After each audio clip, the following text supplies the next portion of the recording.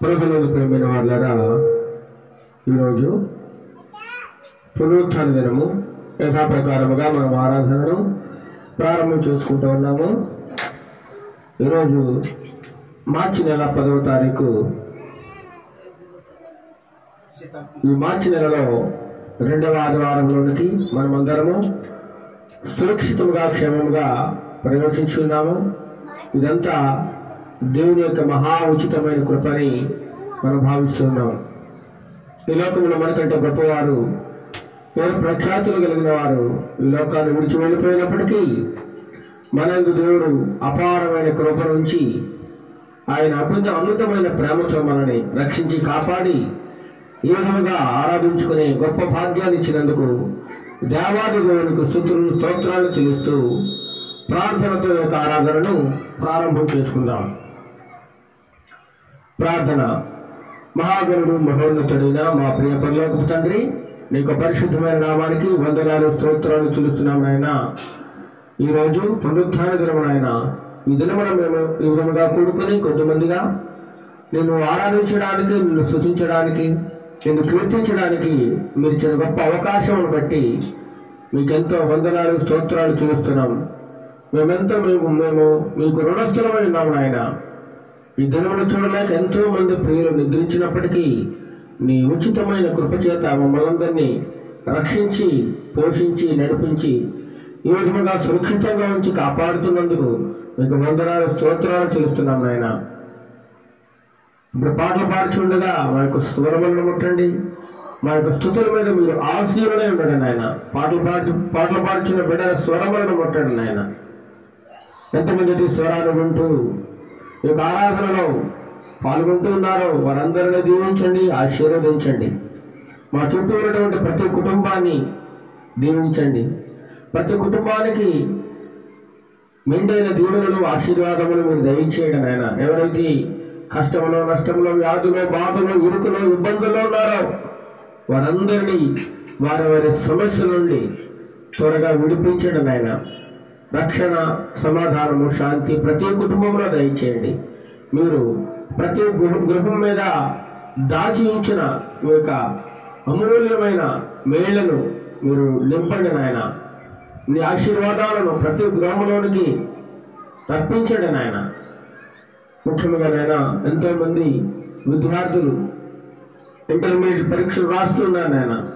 వారికి పరీక్షలు రాస్తుండగా మీ యొక్క సహాయమును దయచేయండి. మంచి జ్ఞాపక శక్తిని, తెలివిని, జ్ఞానమును ఇచ్చి మీరే ఆ చేతిని పట్టుకుని వ్రాయించండి ప్రభా. అదేవిధముగా 10వ తరగతి పరీక్షలు రాయిపోతున్న విద్యార్థులు కూడా మీరు తోడు నీడగా ఉండి కాపాడండి. వారికి కూడా మంచి తెలివిని, జ్ఞానమును దయచేయండి నాయన.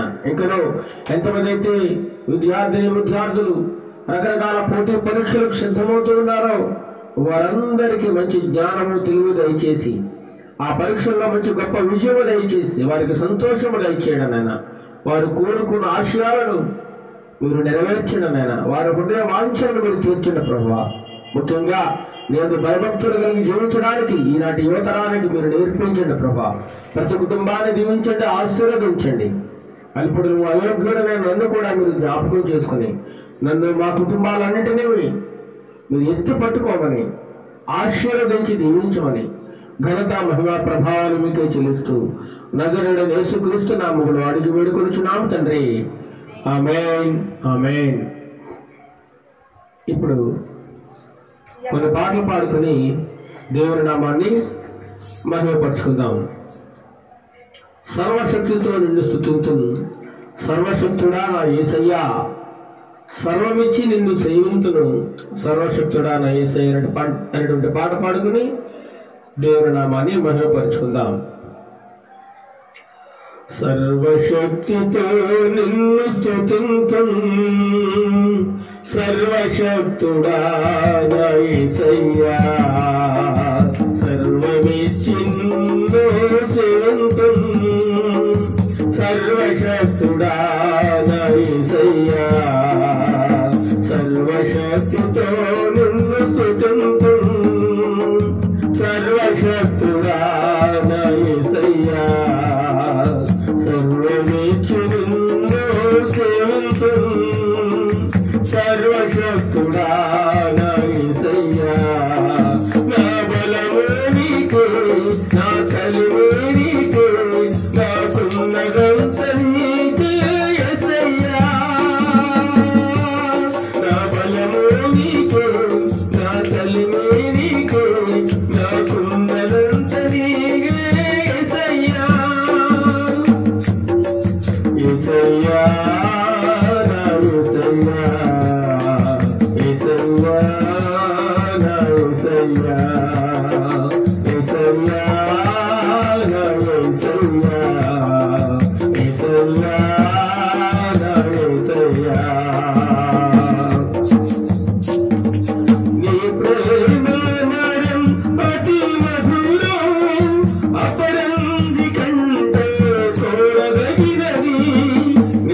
ప్రేమే మరణం అతి మధురం అపరంది కంటే కోరదగినది పూర్ణ హృదయముతో సేవింతును నా పూర్ణ హృదయముతో సేవింతును నిన్నే సేవింతును పూర్ణ హృదయముతో సేవింతును నా పూర్ణ హృదయముతో సేవింతును నిన్నే సేవింతును యేసయ్యా నా యేసయ్యా అందరూ యేసయ్యా నా యేసయ్యా యేసయ్యా నా యేసయ్యా యేసయ్యా నా యేసయ్యా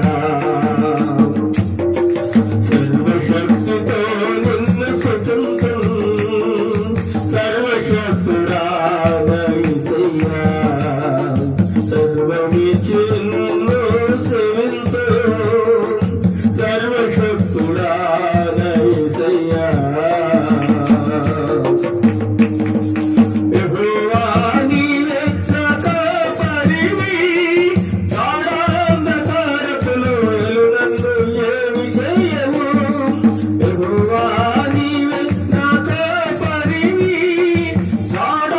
గాఢాంధకారపులో నన్నేమి చేయవు పగలు మేఘ స్తంభమై రాత్రి అగ్ని స్తంభమై కాచి కాపాడితివి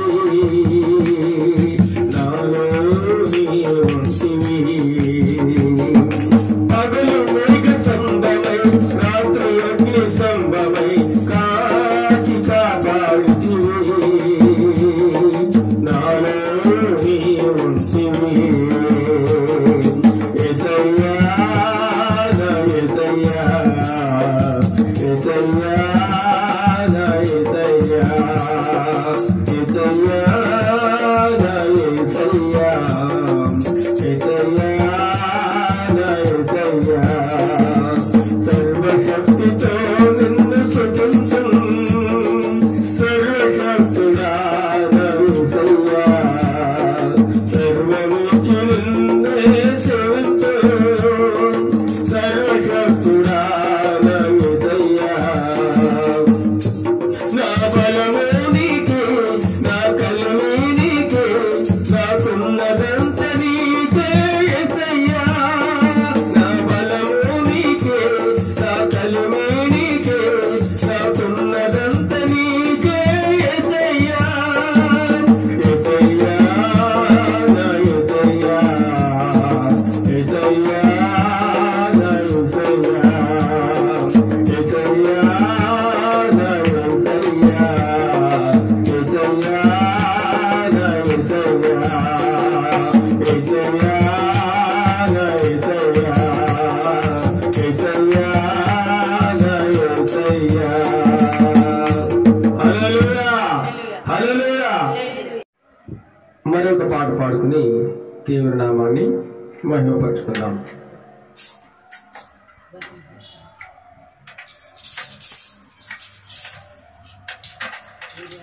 కలువలు సిలువ సిలువలు విలువ నాకు చూపెనుగా కలుషము బాపగా కరుణను చూపగా నన్ను తెలిపెనుగా అనేటువంటి పాట పాడుకుని దేవుని నామాన్ని మహిమపరుచుకుందాం.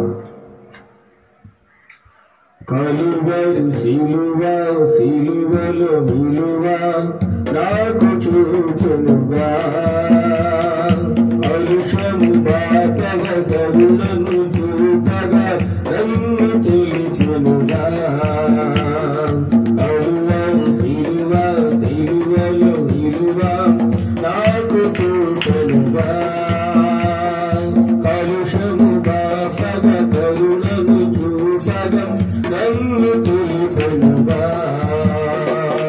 అదేయుడా విజయుడా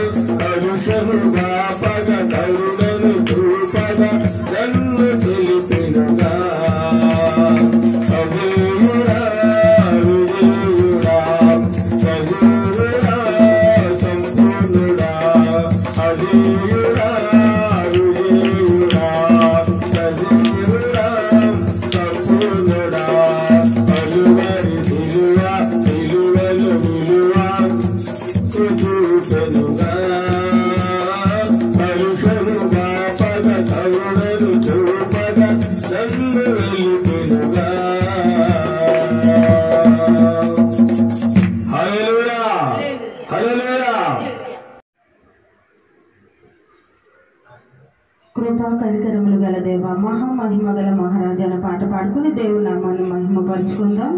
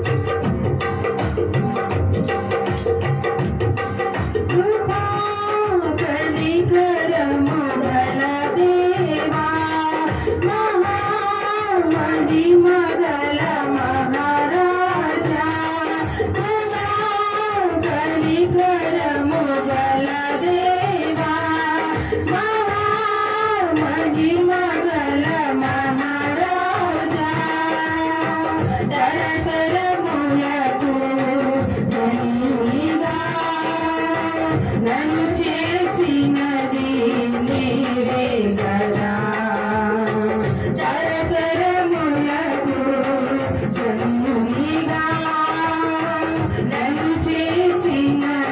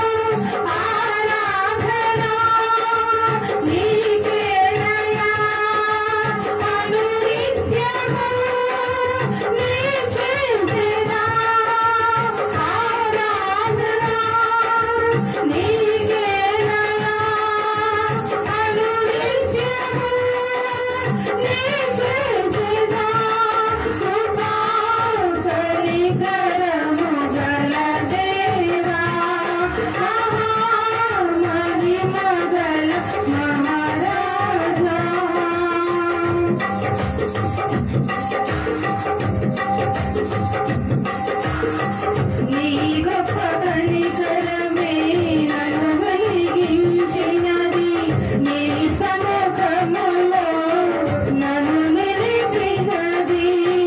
నీ గొప్ప కనికరమే నన్ను వెలిగించినది, నీ సముఖములో నన్ను నిలిపినది. కృపా సత్య సంపూర్ణుడా, యేసయ్యా స్తోత్రం.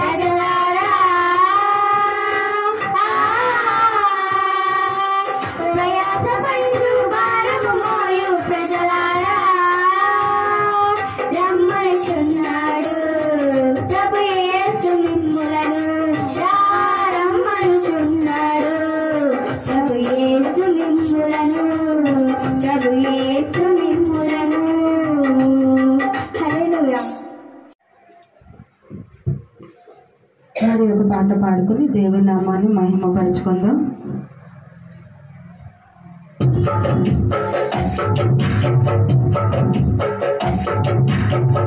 నమ్మకమైన దేవుడవైనా నీవే చాలు యేసయ్యా. నమ్మకమైన దేవుడవైనా నీవే చాలు యేసయ్యా. నేనేమైనా ఏ స్థితిలో ఉన్నా, నేనేమైనా ఏ స్థితిలో ఉన్నా, ఇంకేమీ కోరుకోను.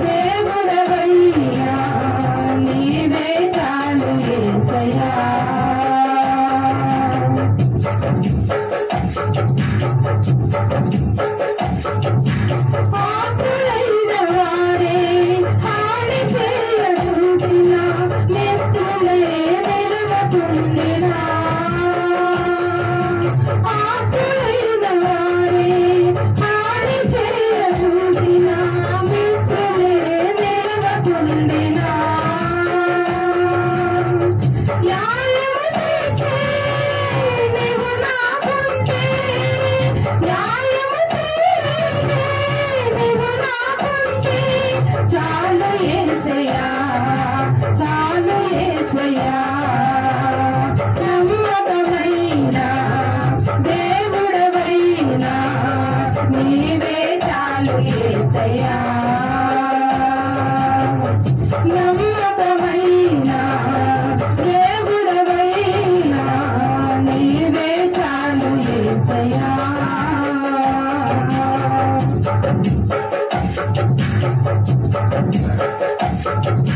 కష్టకాలమందు గుండె జారిపోయినా ధైర్యమే తెలియకుండినా కష్టకాలమందు గుండె జారిపోయినా ధైర్యమే తెలియకుండినా సాయము చేసే నీవు నాకుంటే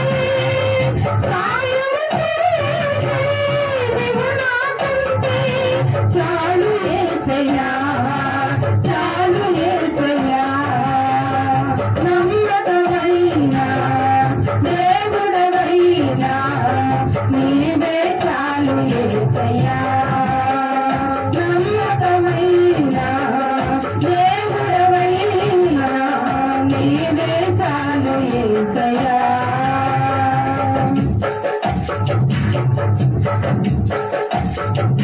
జ్ఞానమంత చూపి శక్తి ధారపోసిన నష్టమే మిగులుచుండినా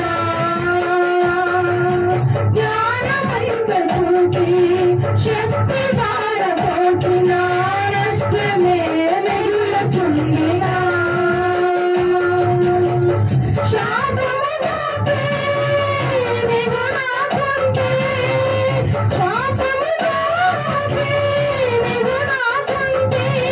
చాలు యేసయ్యా చాలు యేసయ్యా నమ్మకమైన దేవుడవైనా నీవే చాలు యేసయ్యా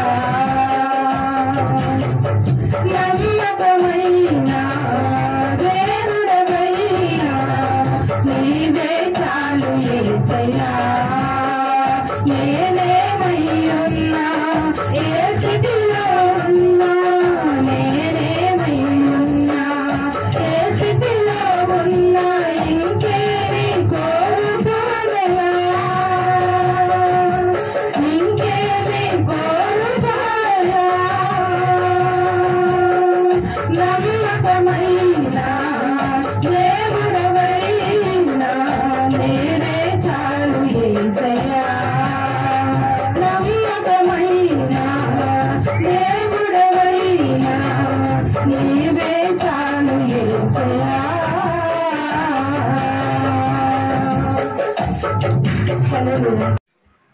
ప్రభువునందు ప్రియమైన వాళ్ళరా, ఇంతవరకు మనం చక్కగా పాటలు పాడుకుని దేవుని నామాన్ని మహిమపరుచున్నాము.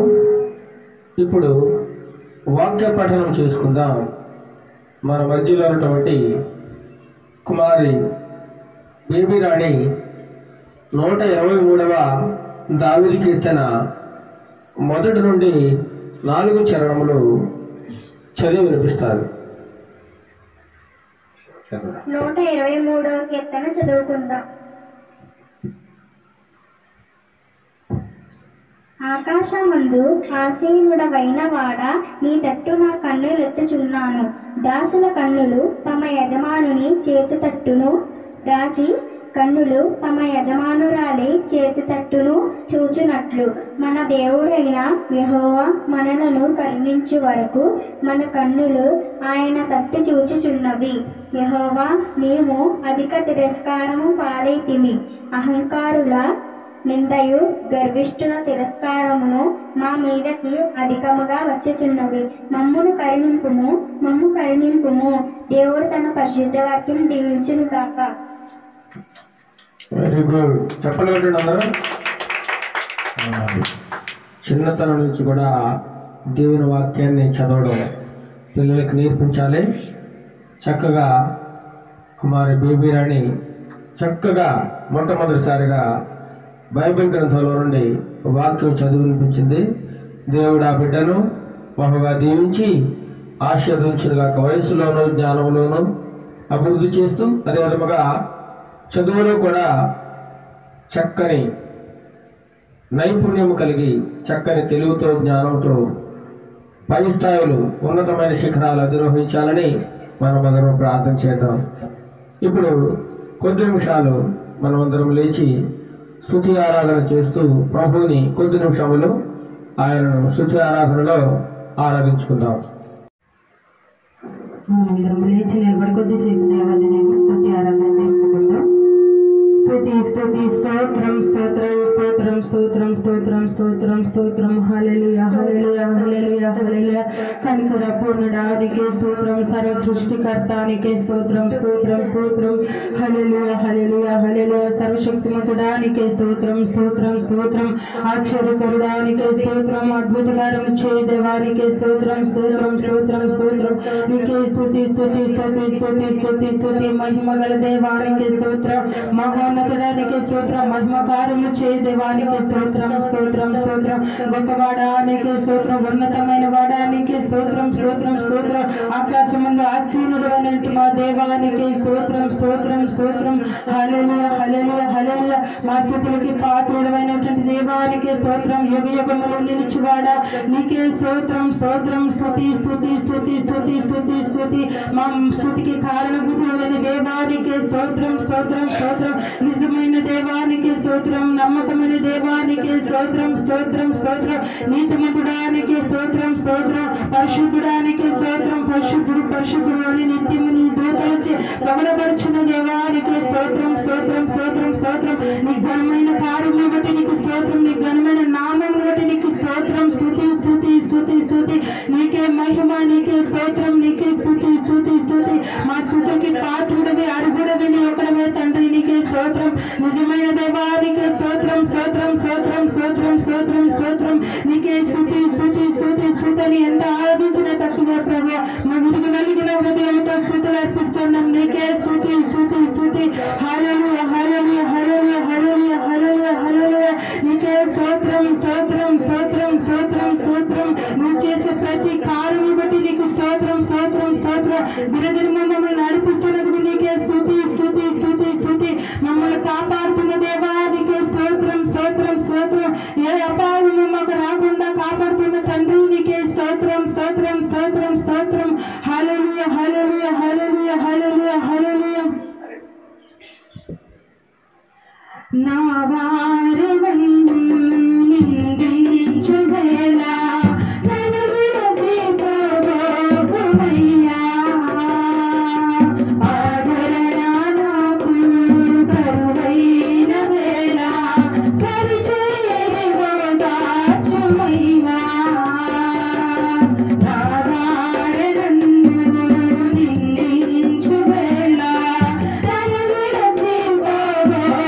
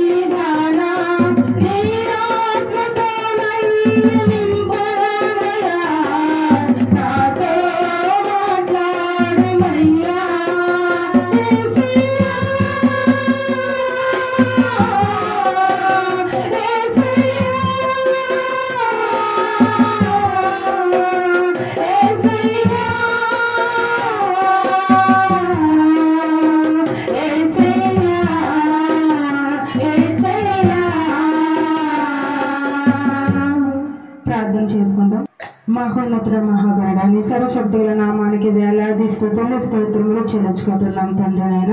గొప్పవాడమే పరిశుద్ధుడమే నీవే తండ్రి నాయన. నిన్న నేను ఏకరూపమున్న దేవ మారని వాడ నీకే స్తుతులు స్తోత్రములు తండ్రిగా. గడిచిన వారం నుండి వారి వరకు నన్ను మమ్మలను ప్రతి ఒక్కరిని ప్రభు నీ సజీవ రెక్కల కింద కాచి కాపాడి భద్రపరిచి ఉంచినందుకు వేలాది స్తుతులు స్తోత్రములు చెల్లించుకుంటున్నాం తండ్రి. ఏమిచ్చిన నీ రుణాన్ని మేము తీర్చలేం ప్రభా నాయన. నీ కాళ్ళ కింద దుమ్ము వంటికి కూడా సరిపడి మా జీవితాలు తండ్రి ప్రభా. అయినప్పటికీ తండ్రి మమ్మల్ని బ్రతికించి క్షేమంగా ఉంచి తండ్రి నీ కంటి పాపలా కాపాడు ప్రభానైనా. నిత్యంగా భద్రపరిచి ఉంచి ప్రభా ఏదో కాల సమయంలో నీ సన్నిధిలో నిలబెట్టి నేను ఆరాధించడానికి మహిమపరచడానికి నన్ను బలపరచడానికి మాకు ఇచ్చిన ఆరోగ్యాన్ని బట్టి నీకు వేలాది స్తుతులు స్తోత్రములు చెల్లించుకుంటున్నాం. ఏమిచ్చిన నీరు నన్ను తీర్చిన ప్రభా మా విడుగు నలిగిన హృదయంతో కేవలం స్థుతులు అర్పించుచుండగా మా స్థుతులు మీరు అందుకోమని అడుగుచున్నాం. మా స్థుతులపై మీరే ఆశీనుడు కమ్మని అడుగుచున్నాం తండ్రి నాయన. నీకే స్థుతి నీకే మహిమ నీకే ఘనత ప్రభువనైనా. ఇంతవరకు జరిగిన ఆరాధనకే మీరున్నారని నమ్ముచున్నాం ప్రభువనైనా. కేవలం మీరే మహిమ పొందుకోమని అడుగుచున్నాం తండ్రి నాయన. యేసయ్య ఇక ముందున నీ వాక్యం ద్వారా ప్రభువనైనా నీ దైవ సేవకుని అభిషేకించమని అడుగుచున్నాం. ఎడతని ఆత్మతో నింపమని అడుగుచున్నాం ప్రభువనైనా. నీ ఆత్మీయ ఆహారాన్ని ప్రతి బిడ్డకి అందించమని అడుగుచున్నాం తండ్రి. ప్రతి ఒక్కరు విలుగల చెవులు గ్రహించగల మనసును ప్రతి బిడ్డకి దయచేయమని అడుగుచున్నాం ప్రభు. నీ ఆరాధనలో పాల్గొన్న ప్రతి బిడ్డల్ని దర్శించండి, దీవించండి, బలపరచండి తండ్రి. నీ వాక్యంతో తృప్తిపరచమని అడుగుచున్నాం ప్రభానైనా. యేసయ్య తండ్రి నేను ఆన్లైన్లో వింటున్న ప్రతి కుటుంబాన్ని కూడా మీరే దీవించండి ప్రభానైనా. ఎవరు ఎటువంటి సమస్యలతో ఉన్నారో ప్రతి ఒక్కరి సమస్యలు తుడిచివేయ దేవుడు నీ ఒక్కరికి తండ్రి. నిజమైన వివాహానికి స్థుతులు స్తోత్రములు చెల్లించుకుంటూ తండ్రి ఇక ముందు నీ వాక్యం ద్వారా ప్రతి బిడ్డని దర్శించమని తండ్రి నన్ను నేను తగ్గించుకుంటూ నీ నామాన్ని హెచ్చిస్తూ ఈ చిన్న స్థుతి ఆరాధన యేసయ్య పరిశుద్ధ నామములో అడిగి వేడుకొంచున్నాం తండ్రి. ఆమేన్. ప్రభునందు ప్రియమైన వారులారా, ఇంతవరకు మనం చక్కగా పాటలు పాడుకుని దేవుని నామాన్ని మహిమపరుచున్నాము, స్తుతించున్నాము. ఇప్పుడు కొద్ది నిమిషాలు మన ఆత్మీయ జీవితములకు కావలసినటువంటి ఆత్మీయ ఆహారమును దైవ గ్రంథంలో నుండి మనం ధ్యానం చేసుకుందాం. ఎందుకంటే వాక్యం అనగా దేవుడు కాబట్టి వాక్యమైన దేవుణ్ణి మనం ఇప్పుడు ధ్యానించుకుందాం. చిన్న ప్రార్థన. సమస్త ఘనత మహిమలకు అర్హుడైన మా తండ్రి, నీకే వందనాలు స్తోత్రాలు చెల్లిస్తున్నాం నాయన. ఇప్పుడు నీ వాక్యం ధ్యానిస్తుండగా వినగలిగే చెవులను గ్రహించగలిగే మనస్సులను మా అందరికీ దయచేయడం ప్రభువా. నీ వాక్యంలో నుండి కొన్ని మాటలను మేము ధ్యానించుకొని చూడగా వాటి యొక్క మాటల యొక్క అర్థములను మాకు బయలుపరచండి నాయన. ఈ సత్యవాక్యమును ప్రజలందరికీ చక్కగా అర్థం కావడానికి కృప సహాయం దయచేయండి. వాక్యానుసారంగా జీవించే కృపను దయచేయండి నాయన. వాక్యమును సాతానుడు ఎత్తుకుని పోకుండా మా హృదయాల్లో భద్రం చేసుకుని వాక్యానుసారంగా జీవించే కృపను మా అందరికీ దయచేయమని మాట్లాడేది నేను కాదు కానీ మీరే నాలో ఉండి మాట్లాడమని యేసు నామములో ప్రార్థిస్తున్నాం తండ్రి. ఆమేన్, ఆమేన్.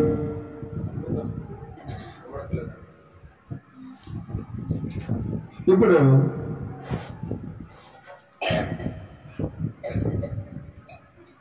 ఈరోజు మన వాక్య ధ్యానాంశం ఏమనగా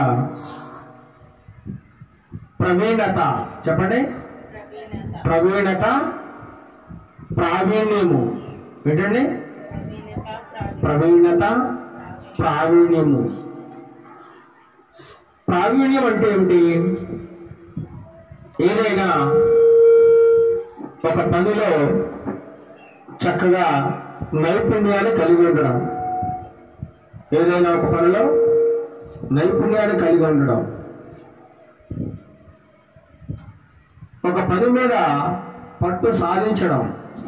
తెలివితేటలు, మంచి జ్ఞానము, మంచి వివేకము కలిగి ఉండడం.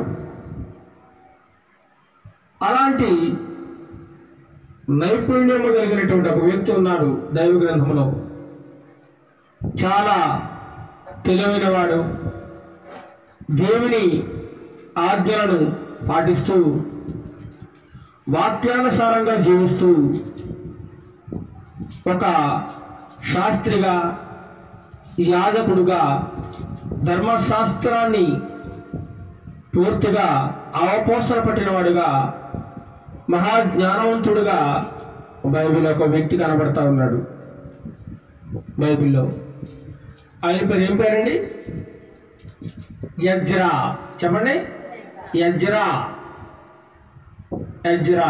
ఎజ్రా అనగా సహాయము అని అర్థం. ఏంటండి? సహాయము. ఎందుకు ఈ వ్యక్తి కోసం మనం మాట్లాడుకుంటున్నామంటే, ఇతను చాలా ప్రావీణ్యము గల వ్యక్తి, నైపుణ్యము గలవాడు, దేవుని చేత బహుబలముగా వాడబడుచున్నవాడు, జ్ఞాని, ధర్మశాస్త్రములో గొప్ప ప్రావీణ్యత కలిగిన వాడు, ధర్మశాస్త్రాన్ని బోధించగలిగిన వాడు, ధర్మశాస్త్రములో ఉన్నటువంటి మాటలకు అర్థాన్ని చెప్పేవాడు. ఒక రకంగా చెప్పాలంటే దేవుడు ఎన్నుకోబడ్డ గొప్ప వ్యక్తి అని మనం చెప్పుకోవచ్చు. ఈ గ్రంథమును ఈ ఎజ్రా శాస్త్రి గారు క్రీస్తు పూర్వము 500 సంవత్సరాల కాలములో ఉన్నటువంటి వాడు. 500 సంవత్సరముల కాలంలో ఈ యొక్క గ్రంథాన్ని వ్రాసి ఉండవచ్చు. అనగా 400 సంవత్సరాలకు ముందే ఈ గ్రంథాన్ని వ్రాసి ఉండవచ్చు అని అంచనా అన్నమాట. ఈ ఎజ్రా గారు క్రీస్తు పూర్వము బబులోను, మాదియ, పారసీక రాజ్యముల కాలంలో జీవించినటువంటి వాడు ఈ ఎజ్రా. యూదులు ఒకానొక సమయంలో యెరూషలేము నుండి బబులోను దేశానికి చెరగా కొనుక్కోబడ్డారు. బానిసలుగా కొనుక్కోబడ్డారండి యోధా జాతి. ఈ యూదులందరూ కూడా బబులోను దేశంలోనట 70 సంవత్సరాలు చెరలో ఉన్నారు. అనగా బానిసత్వంలో ఉన్నారు. ఆనాటి కాలంలో ఒక రాజ్యం మీదకి ఇంకొక రాజ్యం దండెత్తి వచ్చేది.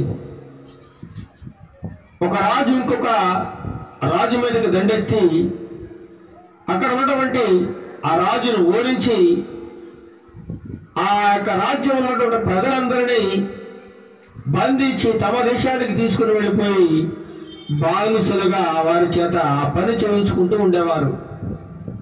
బానిసలుగా అలా 70 సంవత్సరాలు యూదులు బబులోను దేశంలో బానిసలుగా ఉన్నారండి. యోధా జాతి, యోధా జనాంగము. ఆ తర్వాత 70 సంవత్సరాల తర్వాత బబులోను సామ్రాజ్యం ఏమైపోయిందండి? పతనం అయిపోయింది, నాశనం అయిపోయింది. ఆ రాజ్యం అంతా నామరూపాలు లేకుండా పోయింది. ఆ తర్వాత కాలంలో మాదియ, పారసీకులు అధికారంలోకి వచ్చారట. ఇప్పుడు కూడా చూస్తుంటాం. ఒక ప్రభుత్వం ఒక 5 సంవత్సరాలు ఉంటుంది, తర్వాత మరలా ఇంకొక ప్రభుత్వం వస్తూ ఉంటుంది, మరలా ఒక 5 సంవత్సరాల తర్వాత ఇంకో ప్రభుత్వం వస్తూ ఉంటుంది. ఒక ప్రభుత్వంలో పరిపాలన చాలా చక్కగా ఉంటుంది, ఇంకొక ప్రభుత్వంలో పరిపాలన చక్కగా ఉండదు. ఇది మనందరికీ తెలిసిన విషయమే. ఇప్పుడు కేంద్రంలో ఒక ప్రభుత్వం ఉంది. ఆ ప్రభుత్వం ఒకప్పుడు పరిపాలన చక్కగా ఉండేది, ఇక ఇప్పుడు పరిపాలన చక్కగా లేదని చాలా మంది అంటా ఉన్నారు. చాలా మంది అలాగే క్రీస్తు పూర్వము కూడా అనేక రాజుల కాలంలో తండ్రి చక్కగా పరిపాలన చేస్తే కుమారుడు ఆ రాజ్యాన్ని పాడు చేసేవాడు, ఆ ప్రజలను హింసించేవాడు, రకరకాల బాధలకు గురి చేస్తూ ఉండేవాడు. అలాగే ఈ మాదీయ పారసీకులు అధికారంలోకి వచ్చారు. ఎవరి తర్వాత? బబులోను తర్వాత. వారు బబులోను పతనం అయిపోయిన తర్వాత, వారి రాజ్యం పతనం అయిపోయిన తర్వాత వచ్చారు. వీరి యొక్క కాలంలోనే ఒక మొదటి చక్రవర్తిగా ఉన్నటువంటి వాడు కోరెషు. ఎవరండి? కోరెషు ఆయన పేరు.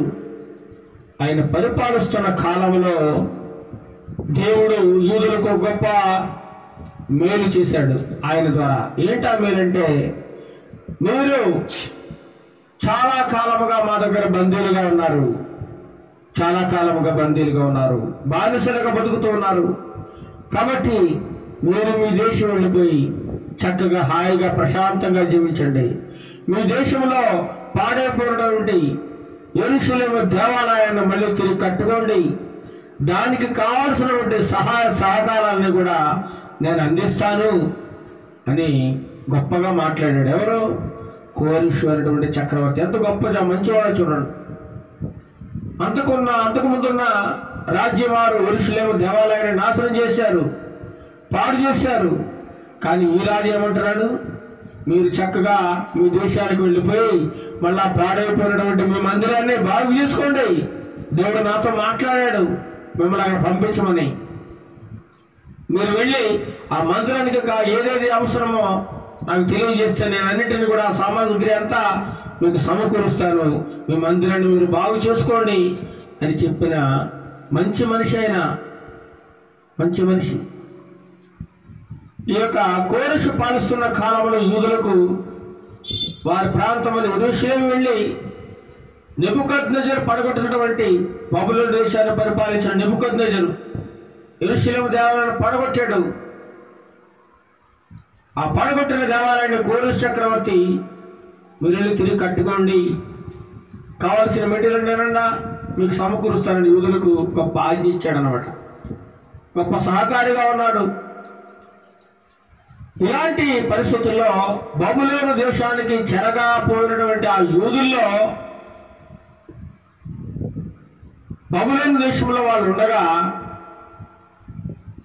వారిలో ఒక వ్యక్తికి జన్మించిన వాడే ఎజ్రా. ఎవరికి జన్మించాడు ఎజ్రా? షెరాయా. ఎవరండి? షెరాయా. ఎజ్రా గారి తండ్రి యొక్క పేరు షెరాయా. బబులోను దేశంలోనే పుట్టాడైన, బబులోను దేశంలోనే పెరిగాడు. ఇతడు ఈ ఎజ్రా లేవి గోత్రానికి సంబంధించిన వాడు. అనగా యాజకులైనటువంటి అహరోను సంతతికి చెందినవాడు. అహరోను ఎవరండి? మోషే గారి కన్నగారు అహరోను. లేవి గోత్రానికి సంబంధించిన వాడు. యాజక ధర్మాన్ని నెరవర్తించే కుటుంబంలో జన్మించిన వాడు ఎజ్రా. ఇతనికి హెబ్రీ భాషలో అజరియా. ఏం పేరండి?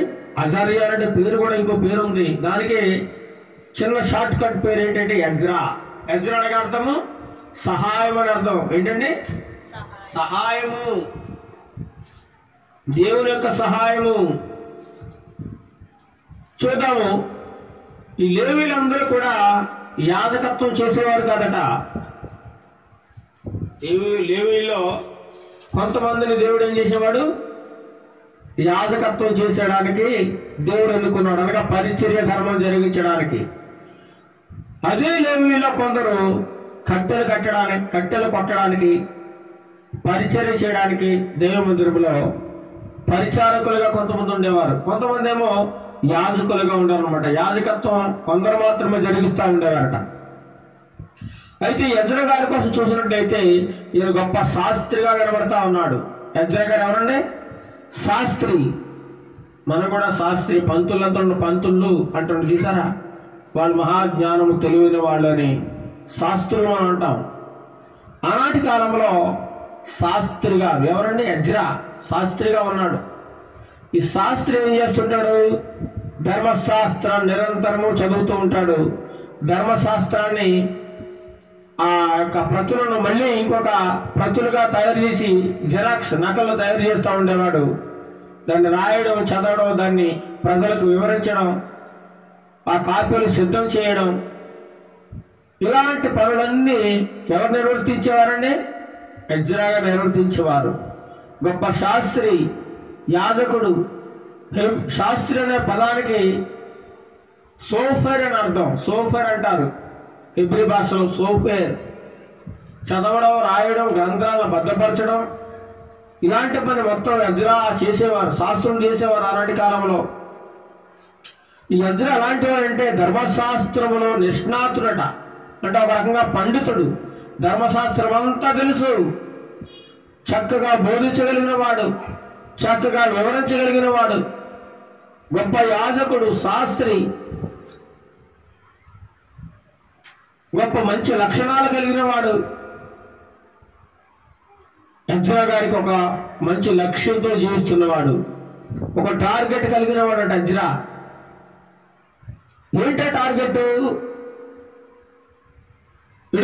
పడిపోయినటువంటి యెరూషలేము దేవాలయాన్ని జెరుబ్బాబెలు నాయకత్వంలో దాన్ని నిర్మిస్తే ఈ ఎజ్రా గారి పని ఏంటంటే, ఎవరైతే ఆత్మీయంగా బలహీనమైపోతున్నారో, దేవుళ్ళు ఎవరైతే వెనకబడిపోతున్నారో వారందరినీ బలపరచడమే వాక్యం ద్వారా ఈ ఎజ్రా గారి యొక్క పనిగా ఉంది. ఎజ్రా గారి యొక్క పని.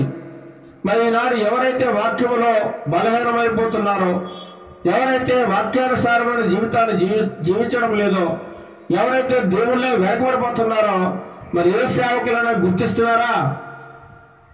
గుర్తించడం లేదు. వారు దేవుళ్ళు ఎదిగితే మాకేంటి, ఎదగకపోతే మాకేంటి, వస్తే మాకేంటి, రాకపోతే మాకేంటి, వాడు ఏమైపోతే మాకేంటి అనేటువంటి సమాజంలో మనం బ్రతుకుతా ఉన్నాం. ఇలాంటి సేవకులకు ఏమాత్రము బాధ్యత లేదు, విశ్వాసుల పట్ల బాధ్యత లేదు. వారు పరలోక రాజ్యానికి వారిని వారసులుగా, హక్కుదారులుగా తీర్చిదిద్దాలి. వాళ్ళు ఎటువంటి లోపము లేకుండా, ఎటువంటి పాపము చేయకుండా వారిని కాపాడాలి, సంరక్షించాలనేటువంటి బాధ్యత అయిన వారుగా అనేక మంది జీవిస్తూ ఉన్నారు. కానీ ఎజ్రా గారు ప్రతి ఒక్కరి విషయంలో బాధ్యత కలిగిన వాడట, నైపుణ్యము కలిగిన వాడు, చాలా గొప్ప వ్యక్తి. ఈయనకి చాలా ఒక గురి, లక్ష్యం ఉందట. చాలా మంది గురి లేకుండా, లక్ష్యం లేకుండా జీవిస్తూ ఉంటారు, టార్గెట్ ఉండదు. ఈనాడు విద్యార్థులు ఒక టార్గెట్ పెట్టుకోవాలి. ఏంటి టార్గెట్? నేను అన్ని సబ్జెక్టులో మంచి మార్కులు తెచ్చుకుని పాస్ అవ్వాలి, నేను బీటెక్ చదవాలి, ఇంజనీరింగ్ చేయాలి, నేను గొప్ప ఉద్యోగం సంపాదించాలి, నేను ఒక ఉన్నతమైన స్థానంలో ఉండాలి, నా తల్లిదండ్రులు గర్వించే స్థితిలో, నా తల్లిదండ్రులు సమాజము గుర్తించే స్థితిలో, దేవునికి మహిమ కలిగేటట్లుగా, అనేకులు గుర్తించేటట్లుగా నేను సమాజంలో బ్రతకాలి అనేటువంటి లక్ష్యము ఈనాడు యువతి యువకులకు లేకుండా పోయిందండి. లేదు, చాలా తక్కువ. ఎవరి ఇష్టానుసారంగా వారు జీవిస్తూ ఉన్నారు, ఎవరికి నచ్చినట్లు వారు బ్రతుకుతూ ఉన్నారు. ఏమాత్రము గురి కానీ, లక్ష్యము కానీ లేకుండా జీవిస్తూ ఉన్నారండి. వీళ్ళందరికీ ఒక మార్గదర్శి ఈ ఎజ్రా గారు. అంతేకాకుండా దైవ బోధకులకు కూడా గొప్ప మాదిరిగా ఉన్నాడు ఈ ఎజ్రా. ఎందుకంటే వాక్యాన్ని చక్కగా అర్థం చేసుకున్నవాడు, వాక్యాన్ని చక్కగా వివరించగలిగిన వాడు, ఆత్మీయ జీవితంలో విశ్వాసులను బలపరిచే గొప్ప వ్యక్తి ఎజ్రా గారు అన్నమాట. చూద్దాం ఎజ్రా గ్రంథము కొద్ది నిమిషములు మనం ధ్యానం చేసుకుందాం దేవుని వాక్యమును. ఎజ్రా గ్రంథము 7వ అధ్యాయము ఏంటి? యెజ్రా గ్రంథము 7వ అధ్యాయము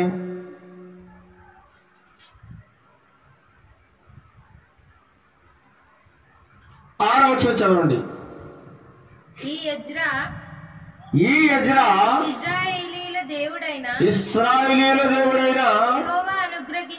యెహోవా అనుగ్రహించిన మోషే యొక్క ధర్మశాస్త్రమందు ప్రవీణత గల శాస్త్రి మరియు అతని దేవుడైన యెహోవా హస్తము అతనికి తోడుగా ఉన్నందున అతడు ఏ మనవి చేసినను రాజు అనుగ్రహించును.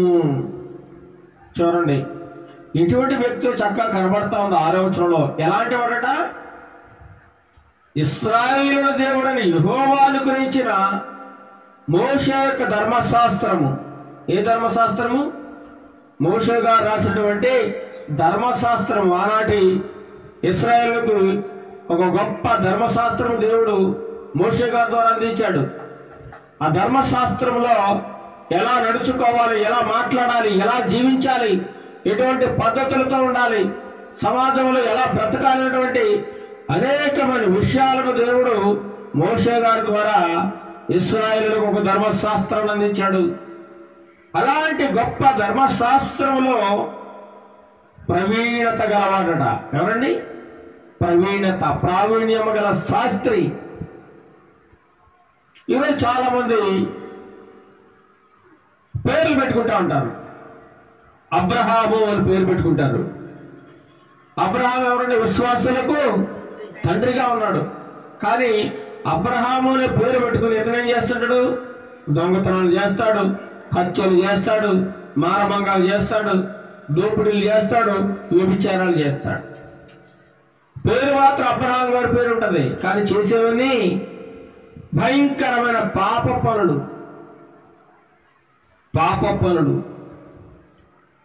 అలాగే మోషే గారి పేరు పెట్టుకుంటా ఉన్నారు, కానీ మోషే లాంటి జీవితాన్ని జీవించలేదు. ఒక భక్తుని యొక్క పేరు పెట్టుకున్నామంటే ఆ భక్తుడు ఎలా జీవించాలో ఆ యొక్క జీవితాన్ని కూడా మనం జీవించాలి. యేసు ప్రభువు వారు మనందరికీ మాదిరిగా ఉన్నారు.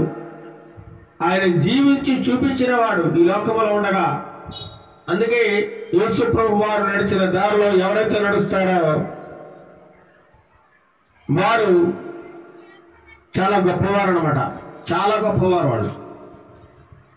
ఈ యెజ్రా ధర్మశాస్త్రంలో ప్రవీణత గలవాడు. ప్రవీణత అని ఎవరికంటాం? ప్రావీణ్యము. ఏదైనా ఒక పనిలో మంచి ఎక్స్పర్ట్, నైపుణ్యం కలిగిన వాడు. పని అందరూ చేస్తారు, కానీ ఆ పనిలో కొంతమందికి నైపుణ్యం ఉండదు. ఏముండదంటే తెలివిగా చేసే లక్షణం ఉండదు. చేస్తారు తప్ప దాంట్లో క్వాలిటీ ఉండదు. ఒక వ్యక్తి ఉద్యోగం చేస్తాడు కానీ ఆ ఉద్యోగం చేయడంలో నైపుణ్యం ఉండదు. టెక్నిక్స్ తెలియవు అతనికి. కొంతమంది విద్యార్థులు చదువుకుంటారు, కానీ ఎలా చదవాలో తెలియదు. ఎలా చదవాలో దాంట్లో నైపుణ్యం ఉంటుంది. తెలివితేటలు ఎలా గ్రహించాలి.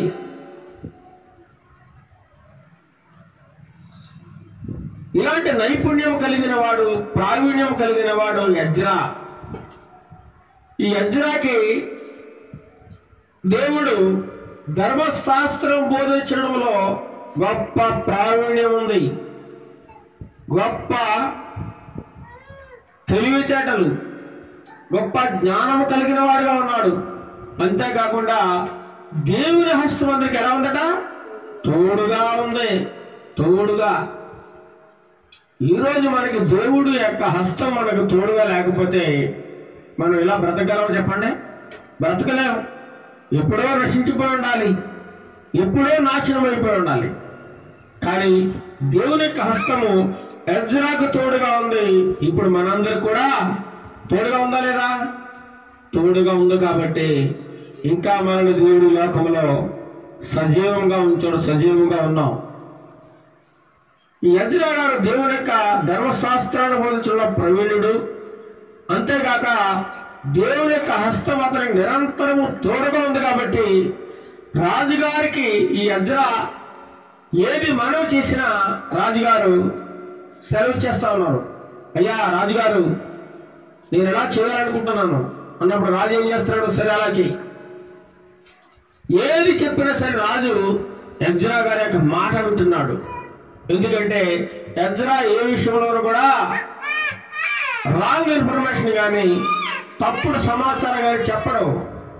ఎందుకంటే ఎజ్రా చాలా నైపుణ్యం కలిగిన వాడు, ప్రావీణ్యత కలిగిన వాడు, తెలివితేటలు కలిగిన వాడు, వివేచన కలిగిన వాడు, జ్ఞానము కలిగిన వాడు, బోధించడంలో నిష్ణాతుడు. బోధించడంలో చాలా మంది బోధన చేస్తూ ఉంటారు కానీ ఆ బోధన పాటించరు. ఏం చేస్తారండి? పాటించరు. వాక్యం చక్కగా బోధిస్తారు, వాక్యంలో చాలా నైపుణ్యాన్ని ప్రదర్శిస్తూ ఉంటారు కానీ ఆ వాక్యానుసారంగా జీవించరు. ఇంకెందుకు వారు బోధ? అవసరం లేదు కదా, ఏమాత్రం అవసరం లేదు. అందుకే అంటారు దేవుడు, మీరు చెప్పుదురే కానీ దాన్ని పాటించనంటున్నాడు. కానీ చెప్పేవాడు ఏం చేయాలంటే ముందు పాటించి తీరాలి. చెప్పడానికే కాదు, దేవుని వాక్యము, దేవుని వాక్యానుసారంగా బతకాలి. చాలా మంది ప్రార్థన చేస్తూ ఉంటారు, సంవత్సరాల తరబడి పాపిల ప్రభావం, వ్యభిచార ప్రభావం, దొంగల ప్రభావం, దోగుల ప్రభావం అంటారు. ఇంకెప్పుడు చూసినా పాపిని, దొంగని, ద్రోహిని అంటారు. మళ్ళీ వారికి జీవితంలో మార్పు ఎప్పుడు వచ్చింది? వారికి దేవుడు ఎప్పుడు రక్షణ చేశాడు? ఇంతకుముందు ఎప్పుడో పాపిగా ఉన్నావు, పాపము జీవితాన్ని జీవించావు. ఇప్పుడు దేవుడు నీ యొక్క సమస్త పాపాన్ని కడిగి నిన్ను పరిశుద్ధుడిగా చేసినప్పుడు ఇంకా నువ్వు పాపిని పాపిని పాపిని అంటూ ప్రార్థన చేస్తూ ఉంటారు. ఎప్పుడు అదే ప్రార్థన. దేవుడు ఒకసారి ఒక చక్కగా ఉందండి, ఒక బట్ట, ఉదాహరణకి మనం బట్ట ఉంది, మురికి అయిపోయింది, చక్కగా శుభ్రం చేసాం, ఒక చోట చక్కగా పెట్టాం, చూడడానికి చక్కగా పరిశుద్ధంగా ఉంటుంది. కానీ దాన్ని మళ్ళీ మురికి రాస్తాం అనుకోండి, మళ్ళీ ఏమైపోతుంది? అపవిత్రం అయిపోద్ది. అలా ఉండకూడదు నీ జీవితం. ఒక్కసారి కడుక్కున్న తర్వాత పరిశుభ్రంగా ఉండాలి, పరిశుభ్రంగా ఉండాలి. మళ్ళీ దాన్ని మళ్ళీ పాపం అనే బురదలోనికి నీ జీవితాన్ని తీసుకెళ్ళకూడదు. పాపము లోకంలో నీ హృదయాన్ని కలిపేయకూడదు. లోకానికి వేరుగా ప్రత్యేకంగా జీవించాలి. ఎజ్రా లోకానికి ప్రత్యేకంగా జీవించిన వాడు, దైవ భయం కలిగిన వాడు, దైవ జ్ఞానం కలిగిన వాడు. దేవుని యొక్క సహాయము అతనికి తోడుగా ఉందట. దేవుని సహాయం ఎవరికి తోడుగా ఉంటుంది చెప్పండి? దుష్టులకు, దుర్మార్గులకు, దొంగలకి, పాపాలు చేసే వాళ్ళకి దేవుడు తోడుగా ఉంటాడు చెప్పండి? ఏమాత్రం తోడుగా ఉండడు. దేవుడు నీకు తోడుగా ఉండాలంటే దేవుడు చెప్పినట్లు నువ్వు చేయాలి, దేవుడు చెప్పినట్లు నడవాలి, దేవుడు జీవించమన్నట్లుగా నువ్వు జీవించి చూపించాలి. అప్పుడే దేవుని హస్తము నీకు తోడుగా ఉంటుంది, తోడుగా ఉంటుంది. ఎజ్రా గారు దేవుని హస్తాన్ని తోడుగా కలిగిన వాడు, దేవుణ్ణే తోడుగా కలిగిన వాడట. దేవుణ్ణే తోడుగా కలిగిన వాడైన ఎజ్రా. చూడండి అదే అధ్యాయంలో 9వ వచనం చదవండి. 9వ వచనం, మొదటి నెల మొదటి దినమందు అతడు బబులోను దేశములను బయలుదేరి తన దేవుని కరుణాహస్తము తనకు తోడుగా ఉన్నందున. ఏ హస్తముట? దేవుని యొక్క కరుణ అనే హస్తము తోడుగా ఉంది. ఎవరికి? ఎజ్రా గారికి. ఎజ్రా గారికి ప్రభువా నీ కరుణా హస్తము నాకు తోడుగా ఏమని ప్రార్థన చేయాలి. ఎజ్రాకు తోడుగా ఉన్న దేవుడు మనకు తోడుగా ఉండడండి. మనకి అందరికీ తోడుగా ఉంటాడు. ఎవరినైతే నాకు సహాయం చేయ ప్రభువా, ఎవరైతే సహాయం కావాలని కోరుకుంటారో, ప్రార్థిస్తారో వారందరికీ దేవుడు సహాయం చేసే దేవుడుగా ఉన్నాడు. దేవుని యొక్క కరుణా హస్తము తనకు తోడుగా ఉన్నందున అతడు పూనుకున్న పనిలో చక్కగా ప్రావీణ్యం సంపాదించాడు. దేవుడు నీకు తెలివిని జ్ఞానం ఇవ్వకపోతే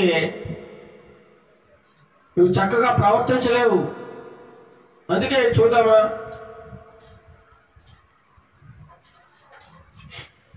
రెండో దినవృత్తాంతాల గ్రంథము, అక్కడ ఒక వ్యక్తి మాట్లాడుతున్నాడు. రెండో దినవృత్తాంతముల గ్రంథం 1వ అధ్యాయము 10వ వచనం చూడండి. రెండో దినవృత్తాంతముల గ్రంథము 1వ అధ్యాయము 10వ వచనం. ఈ నీ గొప్ప జనములకు న్యాయము తీర్చే శక్తి గలవాడెవడు? ఎవరు మాట్లాడుతున్నారు ఈ మాటలో? ఎవరు మాట్లాడతారండి? సొలొమోను గారు మాట్లాడుతున్నాడు. ఎవరితో? దేవుడితో మాట్లాడుతున్నాడు. ఈ గొప్ప జనాంగము, ఇశ్రాయేలు జనాంగం కొన్ని లక్షల మంది ఉన్నారు. వీళ్ళందరికీ న్యాయం తీర్చే శక్తి ఎవరికి ఉంది? ఇక్కడ ఎవరు న్యాయం తీర్చగలడు? అలాంటి శక్తి గలవాడు ఎవడున్నాడు ఇక్కడ? తర్వాత, నేను ఈ జనుల మధ్యలో ఉండి కార్యములను చక్కబెట్టినట్లు తగిన జ్ఞానమును తెలివిని నాకు దయచేయము, నాకు దయచేయము. గొప్ప అవకాశం ఇస్తా ఉన్నాడు దేవుడు. అదే 7వ వచనంలో కనబడుతుంది. అరాత్రేందు దేవుడు సొలొమోనుకు ప్రత్యక్షమై, నేను నీకు ఏమి ఇయ్యకూడదునో దానిని అడుగుమని సెలవయ్యగా, సొలొమోనుకు రాత్రి సమయంలో దేవుడు దర్శనంలోకి వచ్చాడు, మాట్లాడుతూ ఉన్నాడు. ఓ సొలొమోను, నీవు ఏం కావాలో కోరుకో, అది నీకు ఇచ్చేస్తాను. ఏది అడిగితే అది, నువ్వు ఏది కోరుకుంటే అది నీకు ఇస్తానని చెప్పి గొప్ప బంపర్ ఆఫర్ ఇచ్చాడు. ఎవరికి? సొలొమోను గారికి. దేవుడే. చూడు ఎంత గొప్ప ఆఫరు. ఇలాంటి ఆఫర్ కానీ నీకు గారు నాకు గారు వచ్చిందంటే మనం ఏం కోరుకుంటాం? ప్రభా, నాకు మంచి ఇల్లు కట్టిపెట్టానైనా, నాకు అప్పులు ఉన్నాయి, చాలా అప్పులు ఉన్నాయి, అప్పులన్నీ తీర్పాలి ప్రభా, నాకు చాలా సమస్యలు ఉన్నాయి, సమస్యలన్నీ పోవాలి, నేను సుఖంగా సంతోషంగా నా కుటుంబం అంతా హ్యాపీగా ఉండాలి ఆయన, అలాగ నాకు దయచేయంటాం. లేదా కొంత డబ్బు కావాలని, కొంత బంగారం కావాలని, కొంత భూమి కావాలని, ఆస్తిపాస్తులు కావాలని కోరుకుంటాం. మనం ఎప్పుడు కూడా ఇహలోకమైనటువంటి ఆశీర్వాదాల కోసం మనం చూస్తూ ఉంటాం తప్ప పర సంబంధమైన వాటి కోసం మనం అడగం. కానీ సొలొమోను ఏమి అడగలేదండి. ఏమడిగాడు? జ్ఞానము తెలివి నాకు దయచే అంటున్నాడు. మరి దేవుడు జ్ఞానము తెలివి మాత్రం ఇచ్చాడా? ఇంకేమైనా ఇచ్చాడా?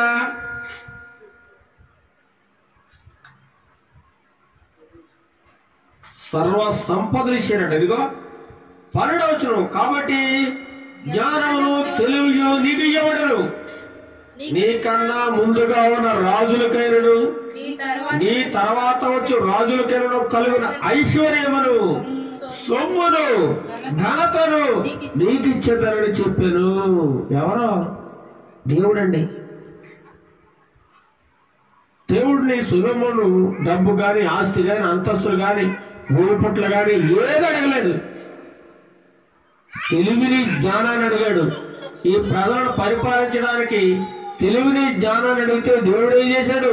తెలివిని జ్ఞానంతో పాటు సకల సంపదలు, ఐశ్వర్యము, సొమ్ము అంటే డబ్బు, సొమ్మును, ఘనతను నీకు ఇచ్చేదనని చెప్పేసాడట.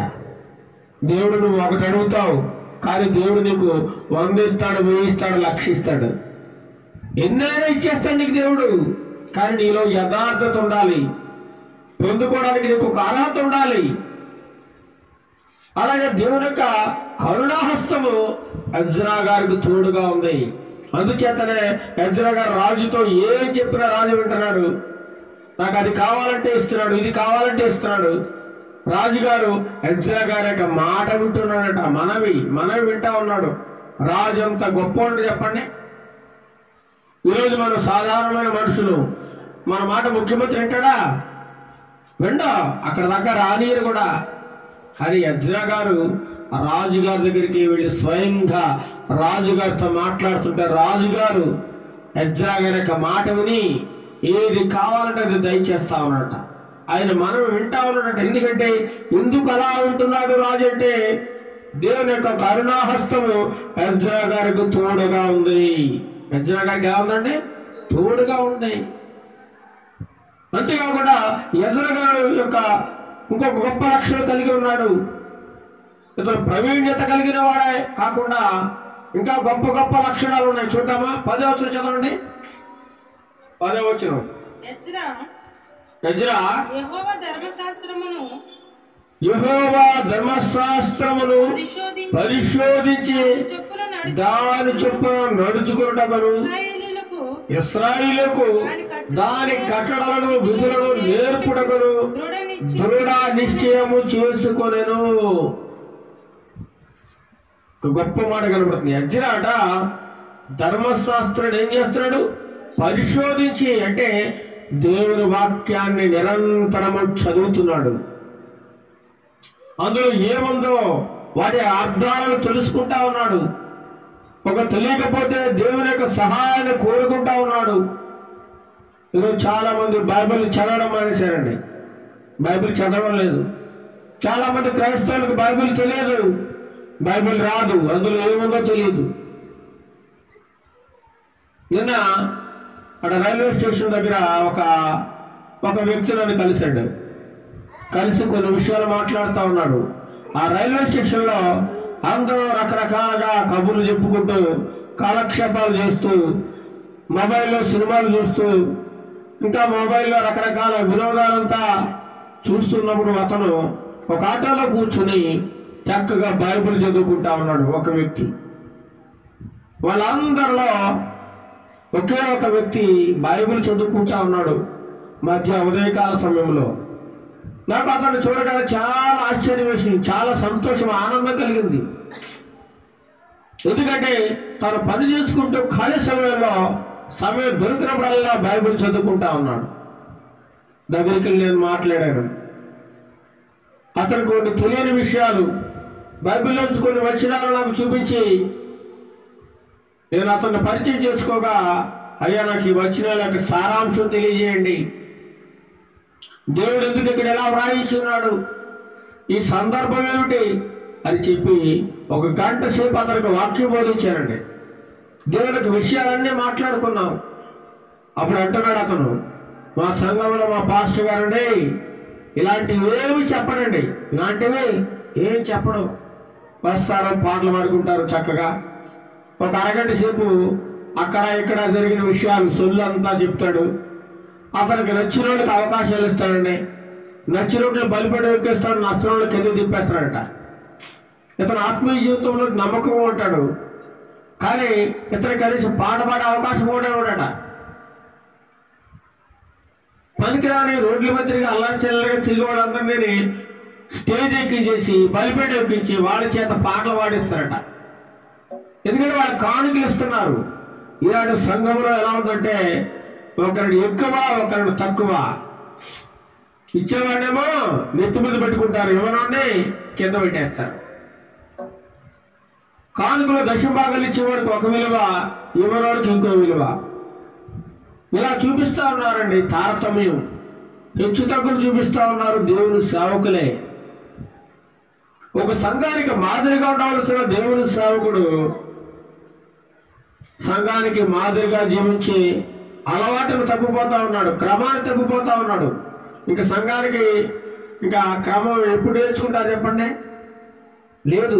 కానీ ఇక్కడ ఎజ్రా చూడండి ఏం చేస్తున్నాడట, యెహోవా ధర్మశాస్త్రములు పరిశోధించి ఆ గ్రంథములు ఏముంది, ఏ మాటలో దేవుడు వ్రాయించాడు, ఎందుకు వ్రాయించాడు, ఈ సందర్భం ఏమిటి, ఇది ఎలా బోధించాలి, ఇవన్నీ కూడా ట్రైనింగ్ అవుతున్నాడు. ముందుగానే వాక్యాన్ని సిద్ధం చేసుకుంటా ఉన్నాడు, నేర్చుకుంటా ఉన్నాడు, నిరంతరము ధ్యానిస్తా ఉన్నాడు. అందుకే ధర్మశాస్త్రం అంతటి మీద కూడా గొప్ప పట్టు కలిగిన వాడు, బైబిల్ని బాగా నేర్చుకున్నవాడు. ఈరోజు వాక్యం చెప్పాలంటే ఆషమాషి కాదండి. ఈరోజు చాలా మంది అక్కడ మొక్క ఇక్కడ మొక్క రాసేసుకుని వాక్యం చెప్పేస్తా ఉన్నారు. కానీ ఆ వాక్యము సారాంశము లోతు, ఎందుకు దేవుడు ఆ బలమైన మాటలు రాయించాడు, ఆ విషయాలు ఎవరికి తెలియజేయరు, చెప్పరండి. కానీ ఎజ్రా అలాంటి వాడు కాదట. యెహోవా ధర్మశాస్త్రమును పరిశోధించి, ఇక రెండో మాట ఏంటి, దాని చొప్పున నడుచుకున్నటకు చెప్పడమే కాదట, మళ్ళీ ఇలా మీరు బ్రతకాలి. మీరు వాక్యం వింటే సరిపోదు, వాక్యం ప్రకారంగా మీరు నడవాలి. లేకపోతే దేవుడికి ఇష్టం ఉండదు మీ జీవితం. మీరు సరైన పద్ధతిలో నడవాలి. నేను చెప్పుకుంటా పోతున్నాను, కానీ నా దారి నాది, మీ దారి మీద అయిపోకూడదు. నేను ఏదైతే చెప్పానో మీరు దాన్ని పాటించి తీరాలి అని చెబుతూ, అంతకంటే ముందు ఆయన పాటించి చూపించేవాడు ఎజ్రా.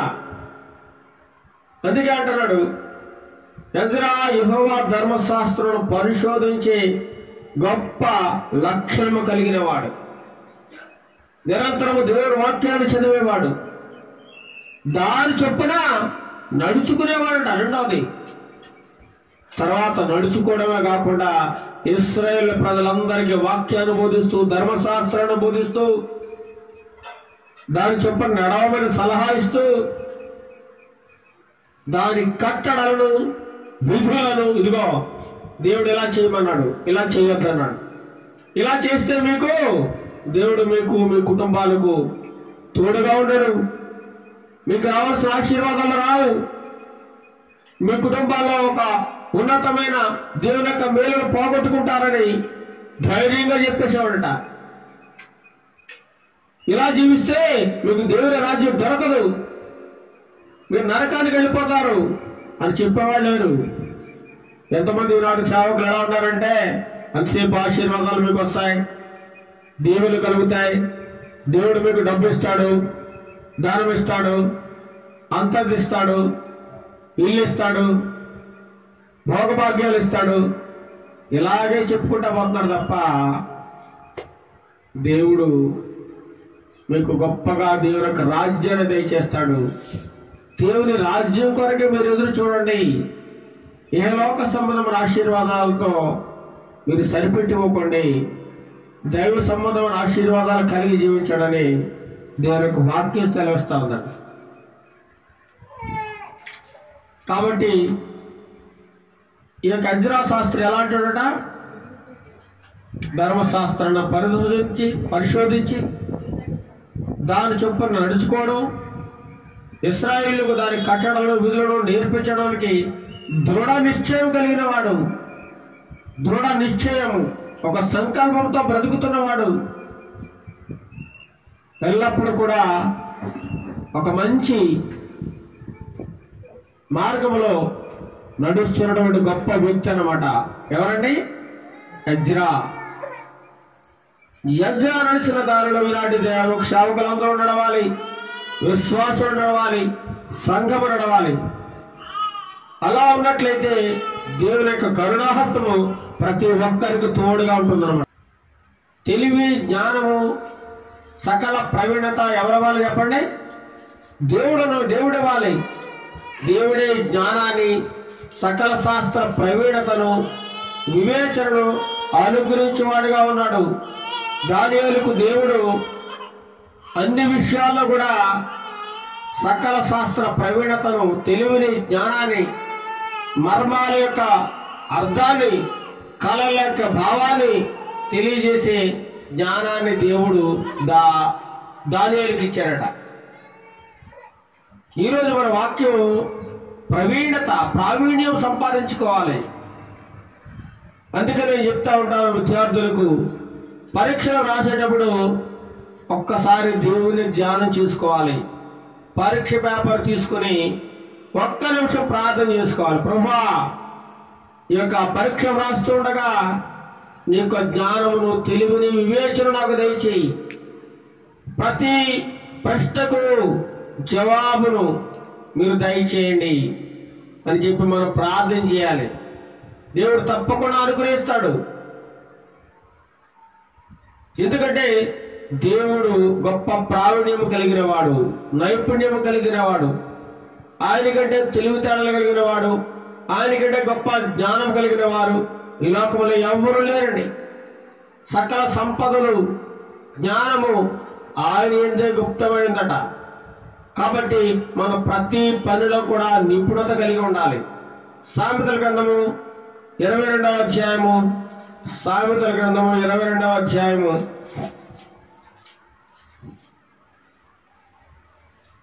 29వ వచనం చూడండి. 22-29. తన పనిలో నిపుణత గలవానిని తన పనిలో నిపుణత గలవారిని చూచితివా అల్పులైన వారి ఎదుట కాదు వాడు రాజుల ఎదుటనే నిలుచును. తన పనిలో ఏం కావాలట? నిపుణత, నైపుణ్యం కావాలి. నువ్వు పని చేస్తున్నావు అంటే ఏదో చేస్తున్నావు అని చెప్పి ఇష్టం లేకుండా చేయకూడదు. పని చేసినప్పుడు చాలా శ్రద్ధ కలిగి మనం చేస్తున్న పనికి న్యాయం కూడా చేకూర్చాలి. చాలా మంది పని చేస్తూ ఉంటారు కానీ దానిలో నైపుణ్యం కనబడదు, ప్రావీణ్యత ఉండదు, తెలివి ఉండదు, జ్ఞానం ఉండదు. అడ్డగోలుగా పని చేస్తూ ఉంటారు. యజమానికి నష్టం కలిగించేవారు ఎంతో మంది ఉన్నారు. వాడే పోతాడు నాకెందుకు లేని వాళ్ళు కూడా చాలా మంది ఉన్నారు. కానీ మనం దేవుని నమ్ముకున్న పిల్లలుగా మనం ఏం చేయాలట? నైపుణ్యము కలిగి ఉండాలి. తన పనిలో నిపుణత గలవారిని చూచితివా అల్పులైన వారి ఎదుట కాదు, వాడు రాజుల ఎదుటనే నిలిచును. రాజుల ఎదుట దేవుడు నిలబడతాడు. ఎప్పుడు నీవు నీ పనిలో నైపుణ్యము కలిగి జీవించినట్లయితే, మరి నీకు నైపుణ్యము, ప్రావీణ్యత కావాలంటే ఎవరవ్వాలని? దేవుడు మాత్రమే ఇవ్వగలడు. దేవుడి ద్వారా మాత్రమే నీకు సాధ్యమవుతుంది. తెలివి, జ్ఞానము, సర్వ సంపదలు ఆయన మాత్రమే గుప్తములై ఉన్నమంటున్నాడు దేవుడు. అదే సామెతల గ్రంథం 10వ అధ్యాయం 4వ వచనం చూడండి. 10వ అధ్యాయం 4వ వచనం.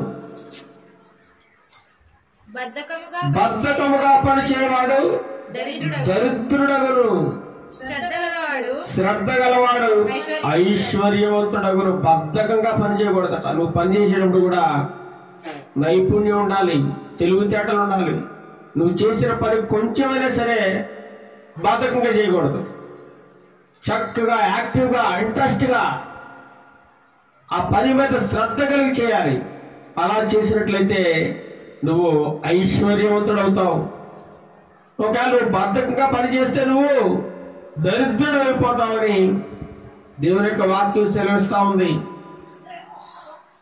కాబట్టి అందుచేతనే దేవుడు జ్ఞానములకు, తెలివికి ఆశ్రయమై ఉన్నాడు. ఆయన యందు ప్రావీణ్యం ఉంది. ఆయన నోటి మాట చేత సమస్తాన్ని సృష్టించినవాడు, సమస్తాన్ని కలుగు చేసినవాడు. చూడండి, దేవుని జ్ఞానాన్ని నువ్వు ఎప్పుడైనా ఆలోచించావా? ఆకాశంలో దేవుడు ఏం చేశాడండి? సూర్యుడు, చంద్రుడు, నక్షత్రాలు ఇవన్నీ కూడా ఒక క్రమ పద్ధతిలో ఏ నక్షత్రం పర నక్షత్రం క్రమంగా దేవుడు చెప్పినట్లు చేస్తా ఉన్నాయి. ఈ భూమి తిరుగుతూ ఉంది. దేవుడు దీన్ని తిరిగేలాగా దీనికి ఆజ్ఞాపించాడు. ఈ ప్రకృతి సమస్తము కూడా ఆయనకు లోబడి జీవిస్తూ ఉంది. ఆయన ఎంత నైపుణ్యం గల దేవుడో చూడండి, ఎంత తెలివి, జ్ఞానం ఉందో ఆయనకి. అలాంటి జ్ఞానం నీకు కావాలంటే దేవుని ద్వారా మాత్రమే సాధ్యమవుతుంది. తెలివి, జ్ఞానము దేవుడు మాత్రమే ఇవ్వగలడు. కాబట్టి దేవుని మాత్రం అన్నమాట. కీర్తన గ్రంథము 119వ కీర్తన 119 130వ చరణం చూడండి. ఇక్కడ కూడా గొప్ప మాట రాసి ఇచ్చాడు. 130. నీ వాక్యములు వెల్లడి అగుట తోడనే వెలుగు కలుగును. అవి తెలివి లేని వారికి తెలివి కలిగించును. నీకు తెలివి కావాలంటే ఎలా వస్తుంది? చాలా మంది కూడా తల్లిదండ్రుల ద్వారా తెలివితేటలు వచ్చేస్తాయి, లేదా తాత ముత్తాల ద్వారా వస్తాయి రావచ్చు, కొన్ని జీన్స్ ద్వారా. కానీ సంపూర్ణమైన జ్ఞానము, తెలివి, బుద్ధి, వివేచన కావాలంటే అది కేవలము దేవుని యొక్క వాక్యం ద్వారా మాత్రం సాధ్యమవుతుంది. వాక్యాన్ని నేర్చుకోవాలి, వాక్యం ప్రకారంగా జీవించాలి. వాక్యాన్ని ఆధారం చేసుకుని బ్రతికిన వారికి దేవుడు మంచి తెలివిని జ్ఞానాన్ని దయచేవాడుగా ఉన్నాడు. చివరిగా యెషయా గ్రంథము 11వ అధ్యాయం 2వ వచనం చదవండి. యెషయా గ్రంథము 11వ అధ్యాయం చదువుకుని మనం ముగించుకుందాం. యెషయా గ్రంథము 11వ అధ్యాయము 2వ వచనం. యెహోవా ఆత్మ జ్ఞాన వివేకములకు ఆధారముగు ఆత్మ, ఆలోచన బలములకు ఆధారముగు ఆత్మ, తెలివిని యెహోవా ఎడల భయభక్తులను పుట్టించు ఆత్మ అతని మీద నిలుచును. అతని మీద నిలుచును. ఎవరి కోసం మాట్లాడుతున్నారంటే ఈ మాట యేసు ప్రభు వారు ఇంకా ఒక 700 సంవత్సరాలుగా పుడతారనగా యేసు ప్రభు వారి గురించి యెషయా ప్రవచించినటువంటి గొప్ప ప్రవచనం.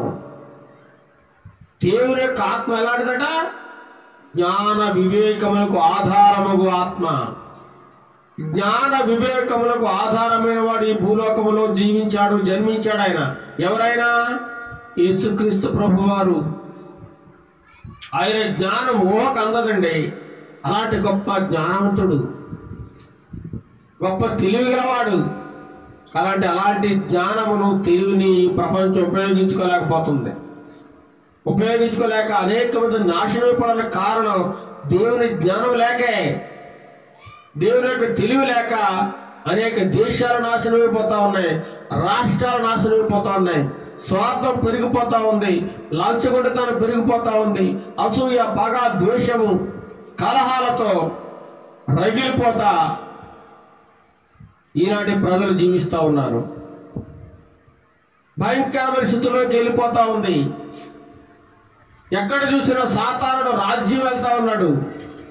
ఈ లోకావంతటిని కూడా సాతాను తన గుప్పుట్లో పెట్టుకుని బంధించుకున్నాడు. ఈ ప్రజలందరిలో సాతానుడు సహవాసం చేస్తూ ప్రజల్ని రెచ్చగొడుతూ దేవునికి అనేక మందిని శత్రువులుగా తయారు చేస్తా ఉన్నాడు. దేవుని మీద తిరుగుబాటు చేస్తా ఉన్నాడండి. ఇలాంటి సాతాను శక్తులను అడగదొక్కాలంటే, వాటిని అణచాలంటే నీకేముండాలి? దేవుని యొక్క శక్తి కావాలి, దేవుని యొక్క జ్ఞానం కావాలి, దేవుని యొక్క బలము కావాలి, దేవుని యొక్క వివేచన కావాలి. వీటి ద్వారా మాత్రమే మనకు సాధ్యమవుతుంది. అందుకే దేవుని ఆత్మ జ్ఞాన వివేకములకు ఆధారముగా ఆత్మది, ఆలోచన బలములకు ఆధారముగా ఆత్మ, తెలివిని యెహోవా ఎడల భయభక్తులు పుట్టించే ఆత్మట దేవుని ఆత్మ. అలాంటి ఆత్మ దేవుడు యేసుక్రీస్తు ప్రభు వారికి అనుగ్రహించాడు. ఆ యేసుక్రీస్తు ప్రభు వారు ఈ రోజున మనందరికీ అదే ఆత్మను మన మధ్య అనుగ్రహిస్తా ఉన్నాడు.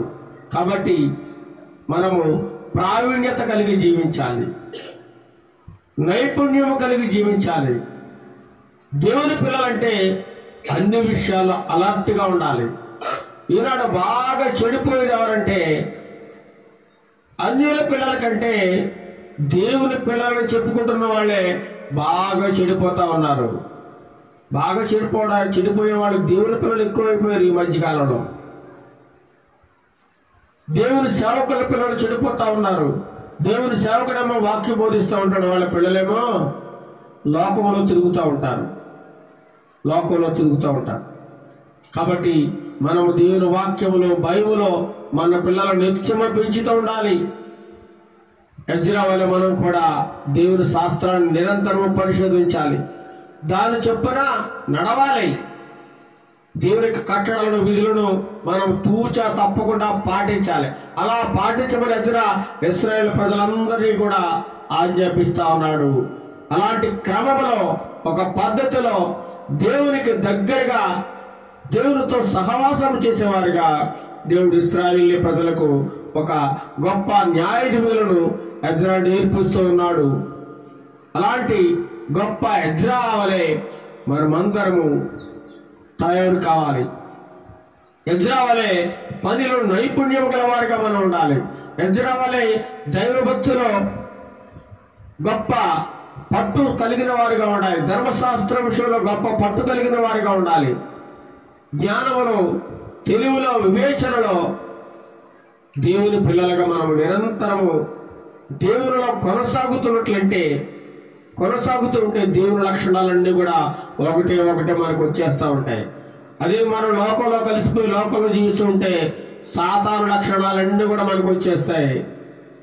తద్వారా మన జీవితం సర్వనాశనం అయిపోవడానికి గొప్ప అవకాశం ఉందన్నమాట. ఈ లోకంలోంచి మనం తప్పించబడాలంటే మనం ఎవరిని మన జీవితంలోకి తీసుకురావాలి? యేసుక్రీస్తు ప్రభు వారిని తీసుకురావాలి. అప్పుడే మనకు గొప్ప విజయము సాతానుపై మనకు కలుగుతుందన్నమాట.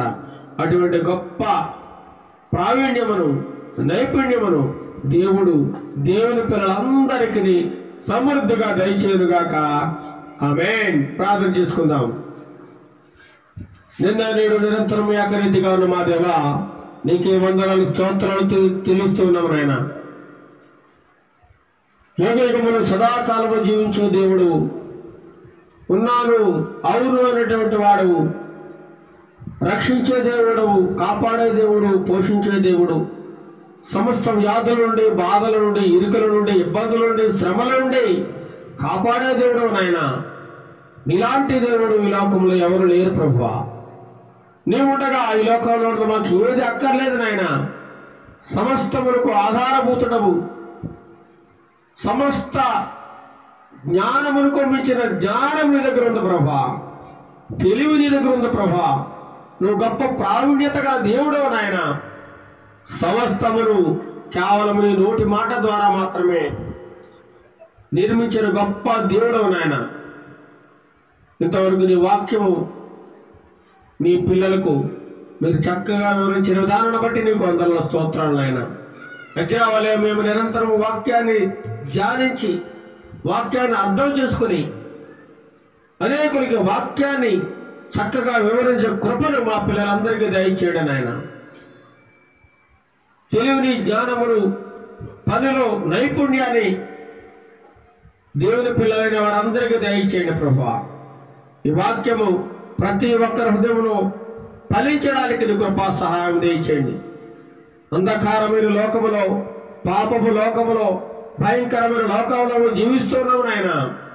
నానాటికి పాపం పెరిగిపోతా ఉంది. దేవునికి విరోధంగా అనేకమైన శక్తులు నానాటికి లేస్తూ ఉన్నాయి ప్రభువా. వాటన్నిటిని మీరు అణిచివేయండి నాయన, అణిచివేయండి ప్రభువా. నీ కృపా సహాయము నీ పిల్లలైన వారికి ఎల్లప్పుడూ ఉంచండి నాయన. నీ తోడు లేనిదే మేము బ్రతకలేం ప్రభా. సహాయం దయచేయండి, సహాయం దయచేయండి నాయన. నీ కృపగా హస్తం మాకు తోడుగా ఉంచండి నాయన. ప్రభు కాలంలో మీ నీకు నమ్మకమైన సాక్షులుగా, యథార్థమైన వారిగా జీవించే కృపను మా ప్రియ బిడ్డలందరికీ దయచేయండి. ఇప్పుడు మీరు మా మధ్యలో ఉన్నారు, మేము నమ్ముచున్నాము నాయన. మా హృదయాలను మీకు సమర్పించుకుంటూ ఉన్నాము నాయన. మా హృదయంలో ఎటువంటి పాపము కానీ, పాపపు ఆలోచనలు కానీ లేకుండా చేయండి ప్రభా. నీకు నమ్మకమైన బిడ్డలుగా జీవించే కృపను దయచేయండి నాయన. ఏ ఒక్కరు ఇటువంటి సమస్యల్లో, బాధల్లో, ఇరుకుల్లో, ఇబ్బందుల్లో ఉన్నారో వారందరినీ మీరు చూడండి, పరిశీలించండి నాయన. వారి సమస్యలన్నిటి నుండి మీ వారికి విడుదల, శాంతి, సమాధానం దయచేయండి. ముఖ్యంగా అనారోగ్యంగా ఉన్నటువంటి చంటి బిడ్డలకు మీరు తోడుగా ఉండండి నాయన. వారికి సంపూర్ణమైన ఆరోగ్యం దయచేయండి ప్రభా. మీ బలముతో నింపండి, మీ శక్తితో నింపండి ప్రభా. మా కుటుంబాలు ఎటువంటి సాతాను అలజడులు కానీ, సాతాను శక్తులు కానీ ప్రవేశింపకుండా మా గృహాల చుట్టూ కంచెని, అగ్నిని కావలి ఉంచండి నాయన. మీ దేవదూతలను కావలి పెట్టండి నాయన. ఘనత, మహిమ, ప్రభావాలు మీకే చెల్లిస్తూ యేసుక్రీస్తు నామములో ఈ ప్రార్థన మనవులు అడిగి వేడుకొంచున్నాము తండ్రి. ఆమేన్. పరలోకమందున మా తండ్రి, నీ నామం పరిశుద్ధపరచబడును గాక, నీ రాజ్యం వచ్చును గాక, నీ చిత్తం పరలోకమందు నెరవేర్చినట్టు భూమి మీద నెరవేరును గాక. మాకు కావలసిన అనుదిన ఆహారం మాకు దయచేయము. మా రుణసులు మేము క్షమించిన ప్రకారం మాదలను క్షమించము. మమ్మల్ని శోధనలకి తేకకేయడం తప్పించము. ఎందుకంటే రాజ్యము, బలము, మహిమ నిరంతరము నువ్వయ్యున్నావు తండ్రి. ఆమేన్. తండ్రైన దేవుని ప్రేమయు, మన ప్రభువైన యేసుక్రీస్తు కృపయు, పరిశుద్ధాత్మ దేవుని యొక్క అన్యోన్య సహవాసము ఇప్పుడు ఎల్లప్పుడూ సదాకాలము ఈ లోకములో ఉన్న ప్రతి ఒక్కరికి, దేశంలో ఉన్న ప్రజలందరికీ తోడైడు నడిపించునుగాక. ఆమేన్, ఆమేన్. దేవుడు మన కుటుంబాలన్నిటికీ తోడుగా ఉండి నడిపించునుగాక. ఆమేన్.